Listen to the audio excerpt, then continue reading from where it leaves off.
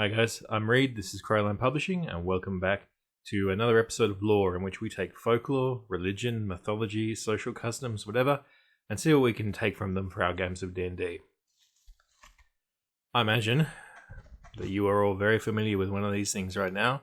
Obviously I'm Australian, so we've had the bushfires earlier in the year, so we wore these for a month around January, so we're pretty familiar with masks, we're pretty sick of masks, but let's talk about them. Let's talk about the folklore, mythology, and legends surrounding masks.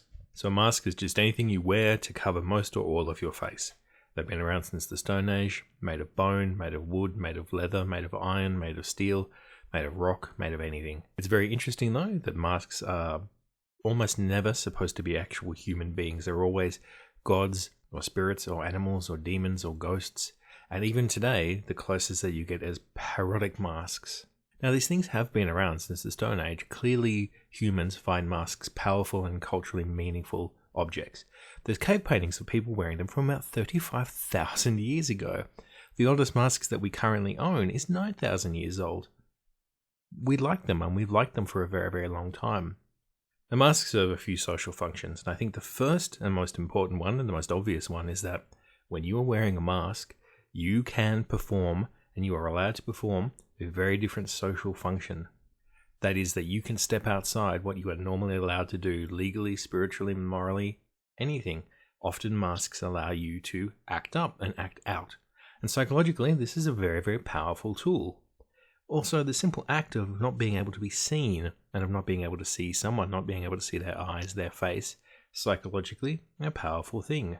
You feel that the group that you were in with them is changed. Now they are outside, or you are outside. And that in-group, out-group mentality is a very powerful thing. And so masks are often important in festivals and large social rituals. So, for example, in the Jewish festival of Purim, held in honor of escaping a genocide, masks have been worn since at least medieval times, because this is a day where you act up out of gratitude. You know, you're encouraged to maybe have a little bit too much to drink and go a little bit wild. Greeks and Romans had the exact same thing.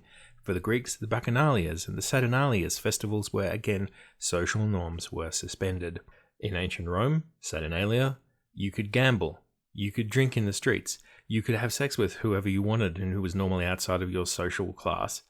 And as long as you had the mask on, it was kind of okay. Slaves could even have the day off.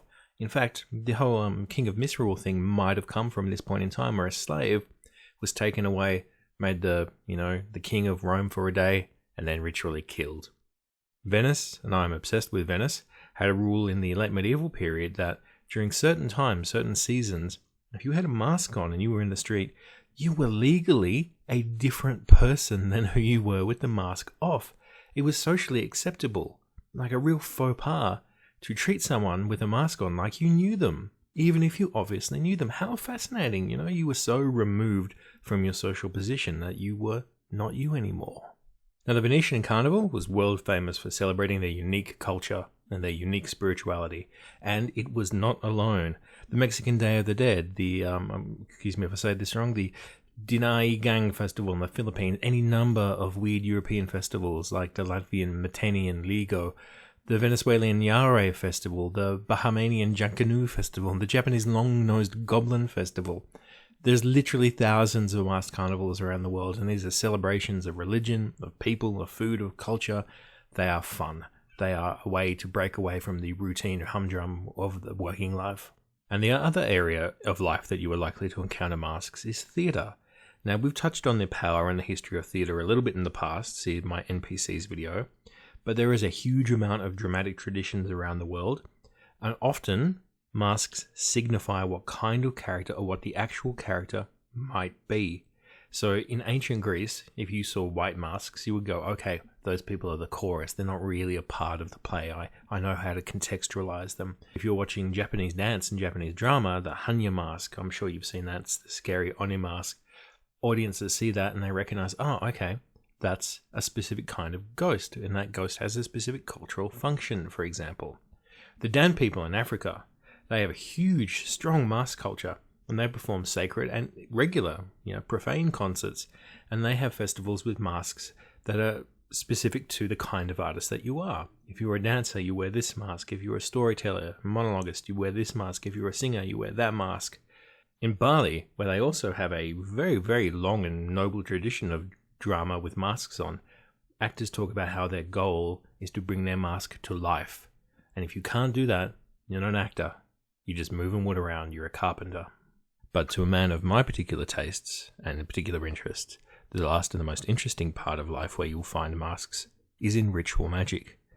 The very first image that we have of a magician, of a wonder worker in human history, is a cave painting of a shaman in a mask. Shaman and wise and magician figures all around the world use masks in ritual magic. You often find that you ritually become the god, evoking the god into your body when you wear the mask. When the mask is on you, you become one with the totem spirit. The spirit enters your body. You gain the powers of the animal. Often, shamanic magic is a performance in and of itself. It's a concert. You come and you watch the shaman, and that is how the magic works. Masks are obviously part of that same tradition as drama is. It is a way to say, I am this character now, I am different, I am a changed person. I am in the ritual space of shamanic magic.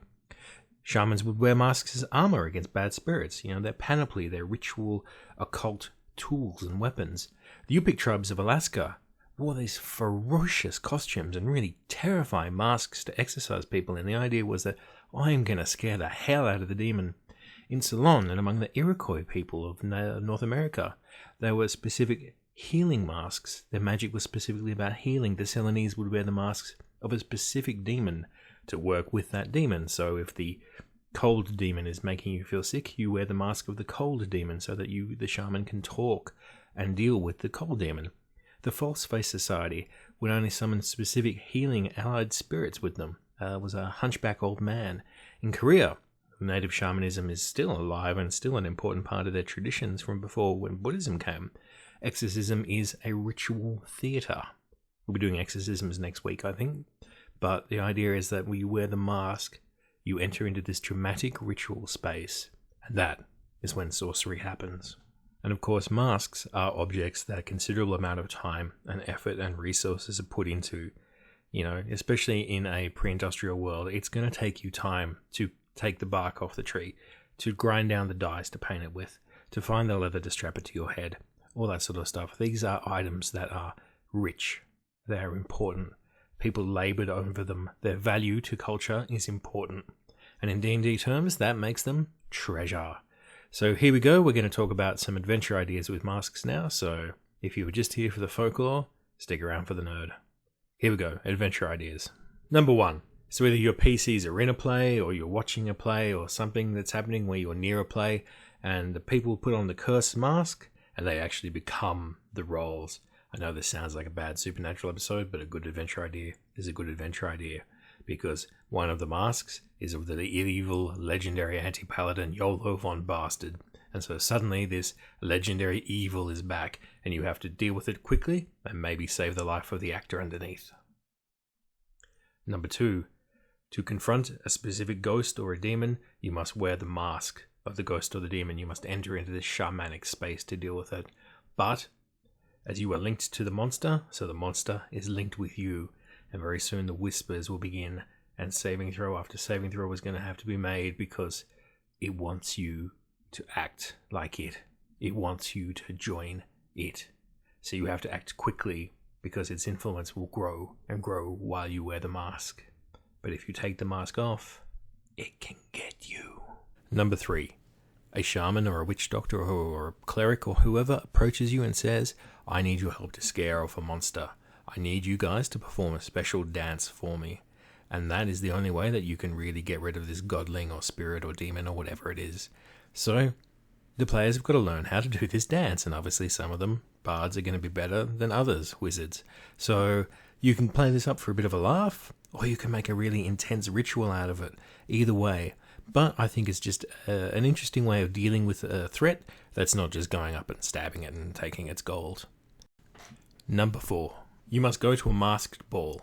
So immediately you've got the whole Mask of Red Death, sort of decadent, aristocratic nobles in all their finery, but they've all got these strange, eerie, faceless masks on. And there you must make contact with someone, either a spy or a criminal contact or whoever.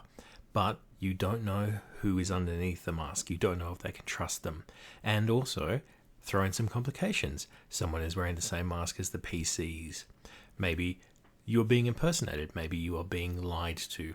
But you must play up the strangeness of who is who and who can you trust when you can't rely on a face.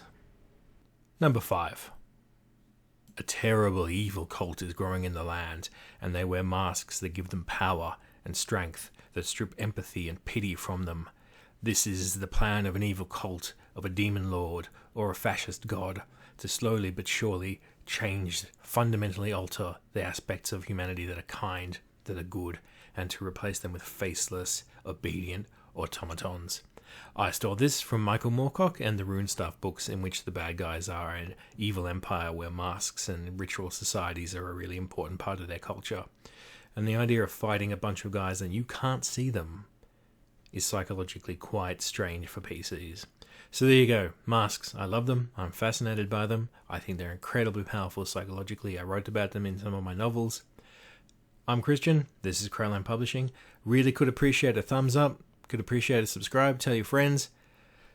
In the meantime, keep their mask on, keep their hands washed, and we'll see you soon.